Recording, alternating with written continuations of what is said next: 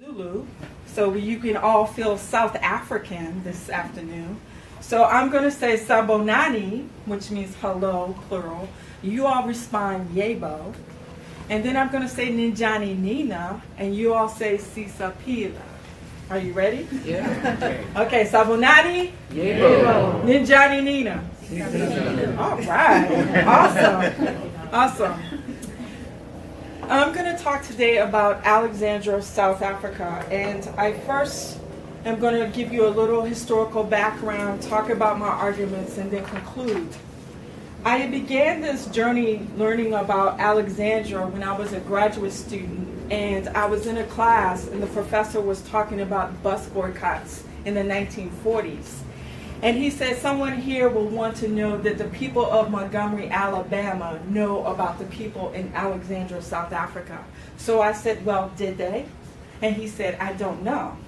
So I ended up doing an independent study paper with him, and there began my lifelong journey of learning about Alexandria and South Africa. So I'm going to bring a little bit of it to you today. It began as a whites-only area in 1905. But because there was a low interest in obtaining land there, the owner converted it into a freehold in 1912.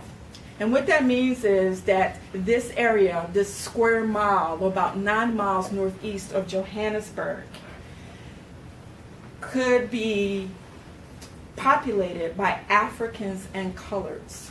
And colors during the apartheid era were known as people of mixed ancestry.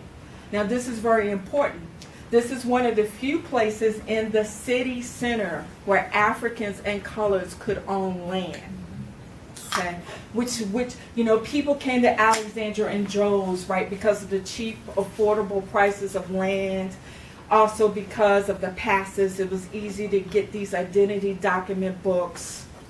It also was because there were larger plots of land that could be obtained in Alexandria, and Alexandria was municipally run by itself. It was not a part of the greater Johannesburg area. So for a while it was called Nobody's Baby, among other nicknames that it would garner throughout its history.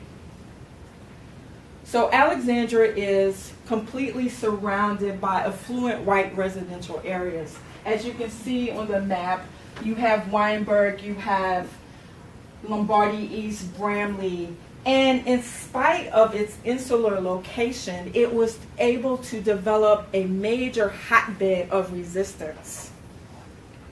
And some of those protests were bus boycotts. Beginning in 1917, you had a consumer bus boycott, you had a bus boycott against the stores because the prices were too high.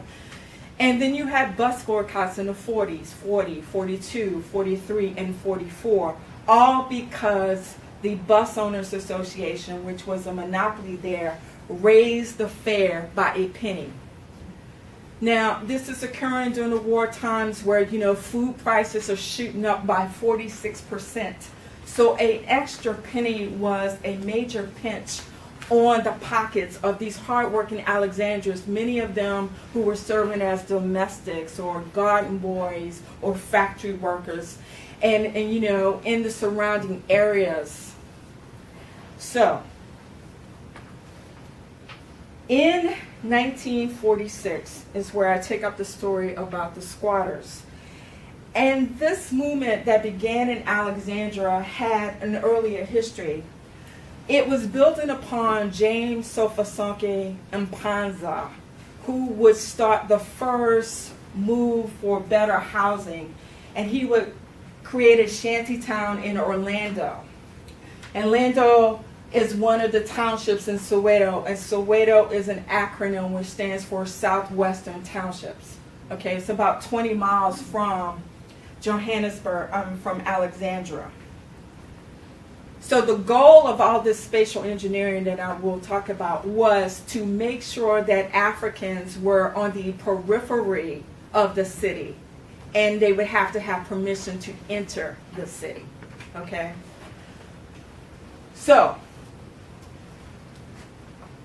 in Alexandra, there was a move to acquire land in Lombardy East and West. This did not happen.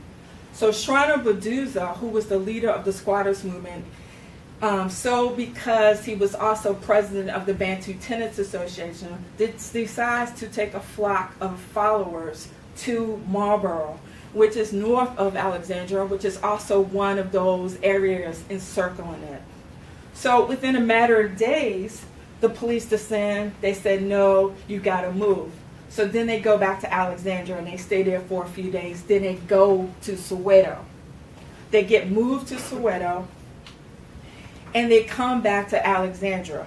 And this is one of the arguments that I do make in the paper, that the move by the Johannesburg City Council to have them come and occupy Alexandra's 2 squares was a reason why Alexandra proper residents had tensions with the squatters.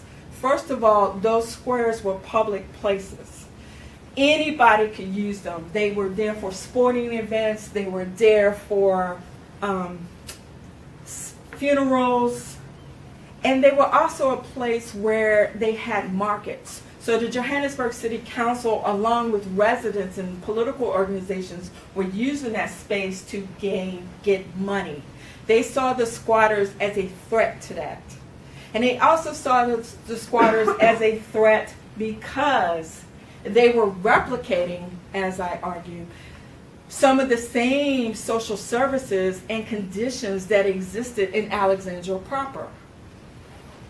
So what I'm seeing, what I saw with this story was that you have a major competition between subordinates, but instead this time of Alexandria proper being a subordinate power to white authorities, it is now the authority when it comes to the squatters, because it has the police station, it has the administrative center, it has the stores, and it has the sewage removal system, even though it was very primitive, a bucket that they would put on the side of the streets.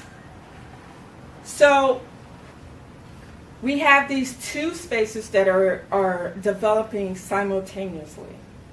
So Alexandria proper has about 64,000 people in a square mile. Today, Alexandria has 350,000 people in a square mile. So highly densely populated. Okay. So the squatters are numbering between 10 to 30,000 people in those squares. I forget the exact measurement of the squares, but I believe it's like 175 times 50 or 350 times 50 or something like that. But that's the spaces that they were working within. So Baduza creates this alternate and parallel community that I argue by, one, having social services. He creates these pit latrines for his squatters to use. He has a system of governance.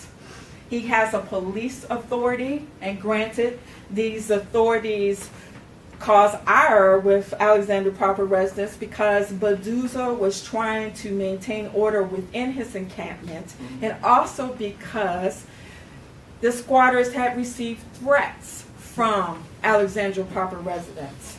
And so, yes, I do show there were instances where the squatters police did molest or bother Alexandria proper residents. But he's able to do this. He has a magistrate's court where they hold cases, just like a kangaroo court, an informal court where they hear the testimony of those who have done something wrong. So what I see is that he, in doing this, he is showing Alexandria proper residents that the squatter community can be a thriving, living entity. But it was still competing with Alexandria proper residents for some of the same meager resources that the government was giving to them as a whole. And this is why they felt threatened, and this is why there was resistance among Alexandra proper residents to get these squatters out. And as one member of the health committee said, they just dumped the squatters on our doorstep. That's how they felt. So this movement lasts for 6 months, from January 1947 to June 1947. And they go to Soweto, and they are in this emergency camp. And so here is another opportunity where space gets re-engineered. You have an emergency camp that's supposed to be temporary. You also have other camps or transit camps that are also supposed to be temporary. So what I see with these spaces is that the idea of a ghetto is not just a racialized space, but it's a space that gets moved on and on and on again and replicated. And so I saw the first Alexandra as maybe the traditional space, the one ghetto space where it was delineated by the government.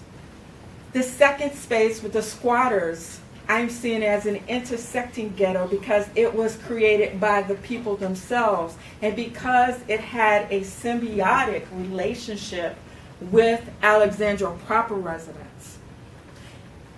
And lastly, I see the Morocco emergency camp more as a temporary place, a place to hoard people together. So what the Alexandra case study has taught me is that there are many different relations of power going on in Alexandra, and that these relations of power is what the Alexandra proper residents were objecting to, because they would use similar arguments that authorities would use regarding them about their menace to health. You know, they need to be removed. You know, there's stench everywhere. So it's interesting that they would practice or say something that was already being attributed to them. But it shows you the threat. It shows you how they wanted to retain control, because this was a place where this was nobody's baby. So thank you.